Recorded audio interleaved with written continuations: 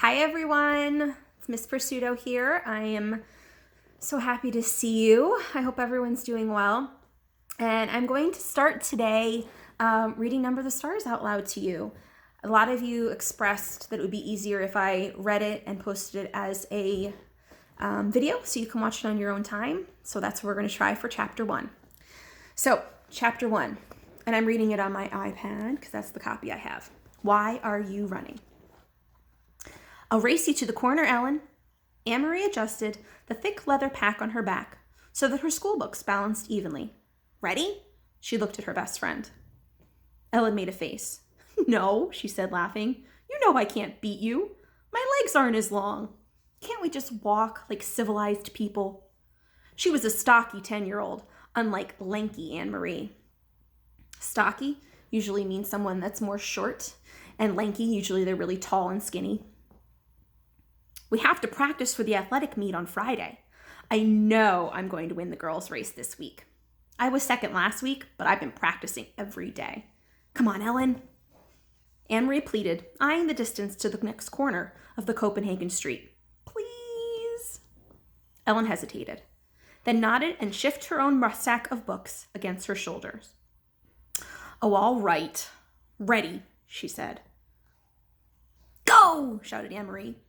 And the two girls were racing along the residential sidewalk. Anne-Marie's silvery blonde hair flew behind her, and Ellen's dark pigtails bounced against her shoulders.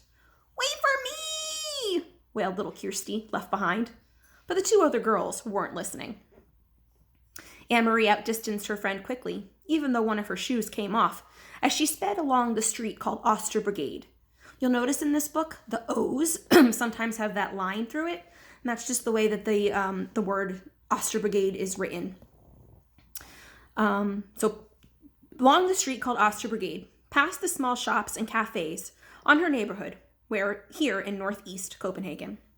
Laughing, she skirted an elderly lady in black who carried a shopping bag made of string.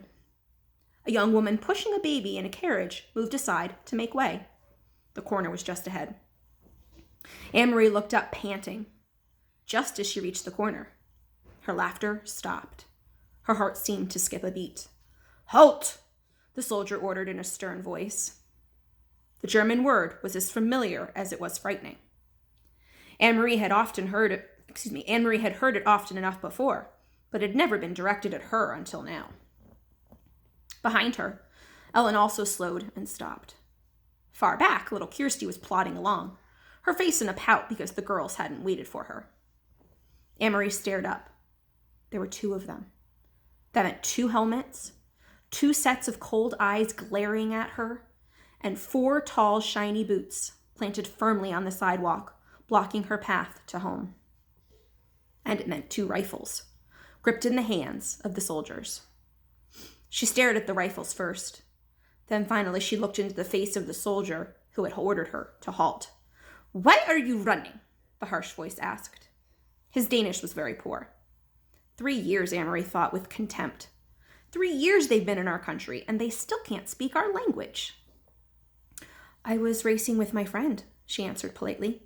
We have races at school every Friday, and I want to do well, so I... Her voice trailed away, the sentence unfinished. Don't talk so much, she told herself. Just answer them, that's all. She glanced back. Ellen was motionless on the sidewalk, a few yards behind her. Further back, Kirsty was skulking and walking slowly towards the corner. Nearby, a woman had come to the doorway of the shop and was standing silently, watching. One of the soldiers, the taller one, moved towards her. Anne-Marie recognized him as the one she and Ellen always called, in whispers, the giraffe, because of his height and the long neck that extended from his stiff collar. He and his partner were always on this corner. He prodded the corner of her backpack with the stock of his rifle. Anne-Marie trembled. What's in here? He asked loudly. From the corner of her eye, she saw the shopkeeper move quietly back into the shadows of the doorway, out of sight. School books, she answered truthfully. Are you a good student? The soldier asked. He seemed to be sneering. Yes. What is your name? Anne-Marie Johansson. Your friend, is she a good student too? He was looking beyond her at Ellen, who hadn't moved. Amory looked back too and saw that Ellen's face, usually rosy-cheeked, was pale, and her dark eyes were wide. She nodded at the soldier. "Better than me," she said. "What is her name?" "Ellen." "And who is this?" he asked, looking to Anne-Marie's side. Kirsty had appeared there suddenly, scowling at everyone. "My little sister." She reached down for Kirsty's hand, but Kirsty, always stubborn, refused it and put her hands on her hips defiantly. The soldier reached down and stroked her little sister's short, tangled curls. "Stand still, Kirsty," Amory ordered silently, praying that somehow the obstinate 5-year-old would receive the message. But Kirsty reached up and pushed the soldier's hand away. "Don't," she said loudly. Both soldiers began to laugh. They spoke to each other in rapid German that Amory couldn't understand. "She is pretty, like my own little girl," the tall one said in a more pleasant voice. Amory tried to smile politely. "Go home, all of you. Go study your school books and don't run. You look like hoodlums when you run." The 2 soldiers turned away. Quickly, Amory reached down again and grabbed her sister's hand before Kirsty could resist. Hurrying the little girl along, she rounded the corner. In a moment, Ellen was beside her. They walked quickly, not speaking, with Kirsty between them, towards the large apartment building where both families lived. When they were almost home, Ellen whispered suddenly, "I was so scared." "Me too," Amory whispered back. As they turned to enter their building, both girls looked straight ahead towards the door. They did it purposefully so that they would not catch the eyes of the attention of the other 2 soldiers, who stood with their guns on the corner as well. Kirsty scurried ahead of them through the door, chattering about the pics she was bringing home from her kindergarten to show Mama. For Kirsty, the soldiers were simply part of the landscape, something that had always been there on every corner, as unimportant as lampposts throughout her remembered life. What the author means there is Kirsty is young, and for all of the time that she has memories, she remembers there being soldiers in her town. But Amory and Ellen are a little bit older, and they can remember back to a time when there weren't soldiers.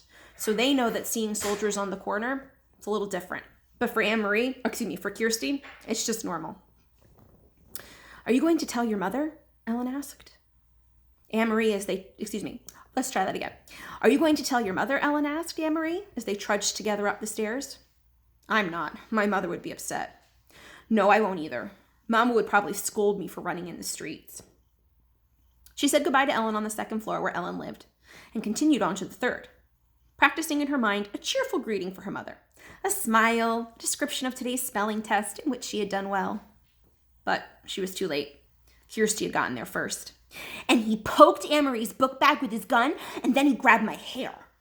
Kirsty was chattering as she took off her sweater in the center of the apartment living room. "But I wasn't scared. Amory was, and Ellen too, but not me."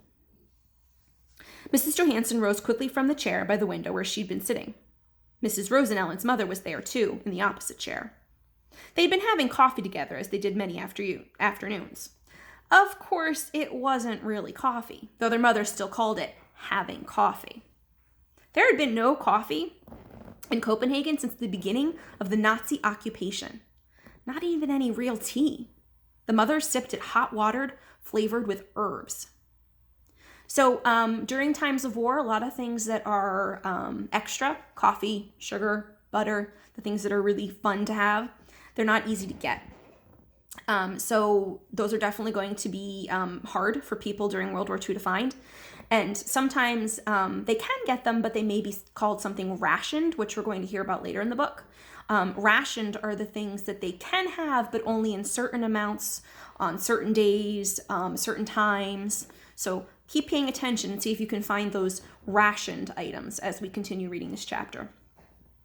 "Amory, what happened? What is Kirsty talking about?" her mother asked anxiously. "Where's Ellen?" Miss Rosen had a frightened look.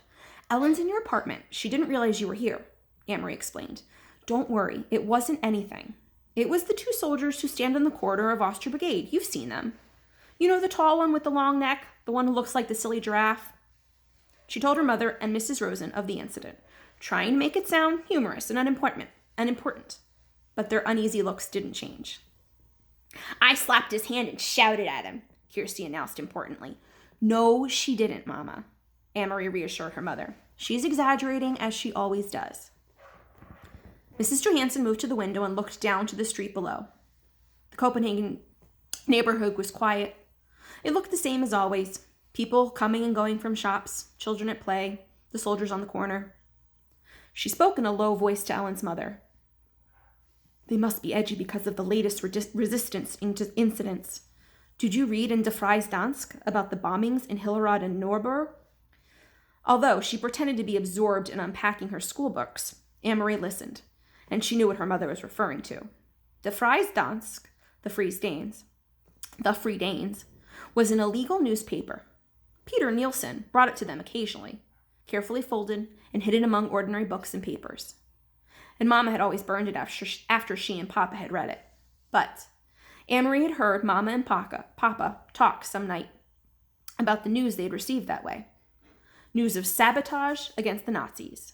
Bombs hidden and exploded in the factories that produced war materials, and industrial railroad lines damaged so that the goods couldn't be transported. The Danish resistance is something we're going to hear a lot about in this book, and those are going to be the people that are going to fight back against the Nazi occupation. And she knew what resistance meant. Papa had explained when she overheard the word and asked. The resistance fighters were Danish people. No one knew who, because they were very secret, who were determined to bring harm to the Nazis however they could. They damaged the German trucks and cars. They bombed their factories. They were very brave. Sometimes they were caught and killed. I must go and speak to Ellen, Mrs. Rosen said, moving towards the door. You girls take a different way to school tomorrow. Promise me, Anne-Marie, and Ellen will promise too. We will, Mrs. Rosen, but why does it matter? There are German soldiers on every corner. They will remember your faces, Mrs. Rosen said, turning in the doorway to the hall. It's important to be one of the crowd always. Be one of many. Be sure that they never have a reason to remember your face. She disappeared into the hall and closed the door behind her. He'll remember my face, Mama, Kirsty announced happily. Because he said I look like his little girl. He said I look pretty. If he has such a pretty little girl, why doesn't he go back to her like a good father? Mrs. Johansson murmured, stroking Kirsty's cheek. Why doesn't he go back to his own country? Mama, is there anything to eat? Anne-Marie asked, hoping to take her mother's mind away from the soldiers. Take some bread and give a piece to your sister. With butter? Kirsty asked hopefully. No butter, her mother replied. You know that. Kirsty sighed as Anne-Marie went to the bread box in the kitchen. I wish I could have a cupcake, she said.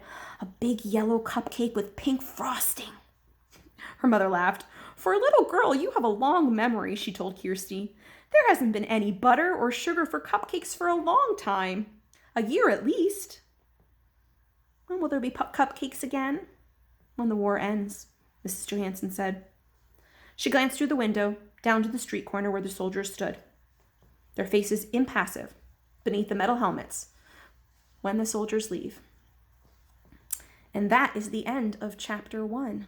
So in chapter 1, we meet 3 of our main characters, 4, 5, I guess you could say.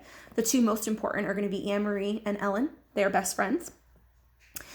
We meet their Anne-Marie's little sister, Kirsty. I bet you guys all have or know of little siblings or cousins that act that way. They think they know best. They think that, they don't want people to touch them if they don't give them permission. We also meet Anne-Marie and Ellen's mothers. And you can tell that they're good friends, just like Anne-Marie and Ellen are good friends. So tune in again tomorrow for chapter 2, and we will continue Number the Stars. Chapter 2 is called, let's see, Who is the Man Who Rides Past? Hope you're having a great day. See ya on Wednesday. Bye.